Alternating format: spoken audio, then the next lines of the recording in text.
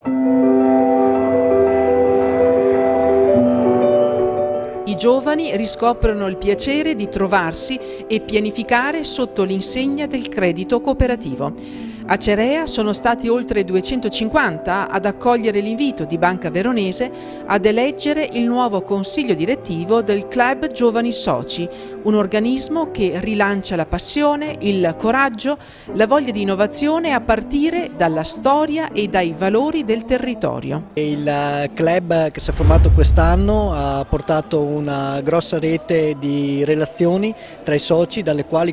sono nate anche alcune nuove start-up, sono partite grazie appunto agli incontri fatti dal comitato al club, e quindi questo ha portato, diciamo, nuova linfa anche alla banca. Cioè il nostro scopo è quello di coinvolgere i giovani in relazioni che diventino anche poi relazioni commerciali, relazioni che portino allo sviluppo del territorio, alle nuove attività, e in questa maniera portare nuovi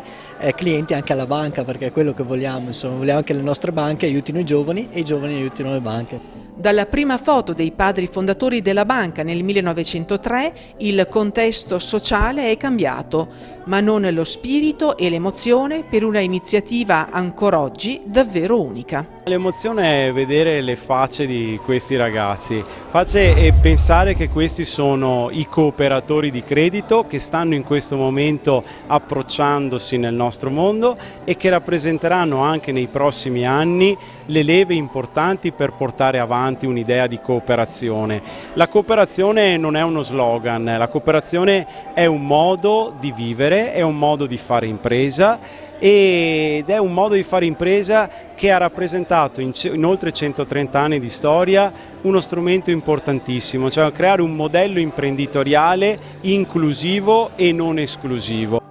Abbiamo messo insieme un gruppo di giovani che ci credono, giovani che sono presenti in diverse realtà, per cui spaziamo dall'avvocato, per dire, al professionista, a chi è titolare di impresa, per cui alla fine si trovano anche volentieri e si scambiano quello che sono le loro esperienze, e questo fa sì che alla fine è un piacere rincontrarsi per loro e portare avanti quello che sono anche dei progetti che vengono condivisi. Alla vigilia dell'applicazione della riforma del credito cooperativo, l'opportunità per i soci e per il territorio nel mantenere e presidiare l'attività delle banche locali e mutualistiche costituisce uno stimolo e una sfida da vincere. La sfida è vedere questa riforma del credito cooperativo non come un punto di arrivo, ma un punto di partenza. Un punto di partenza per riuscire ad avere quegli strumenti che in questo momento la normativa europea ci impone, per fare in modo che la banca di credito cooperativo resti fedele ai propri soci, ai propri clienti e ai propri territori. Le banche di credito cooperativo da sempre hanno appunto nell'anima quello di aiutare il territorio, quindi ancora oggi, nonostante la globalizzazione, nonostante l'ampliamento dei mercati eccetera, comunque il giovane, l'impresa cerca un sostegno diretto da parte della banca che creda nelle attività artigianali, ancora commerciali, ma non solo, anche agricole. E quindi un grande entusiasmo. Sì, l'entusiasmo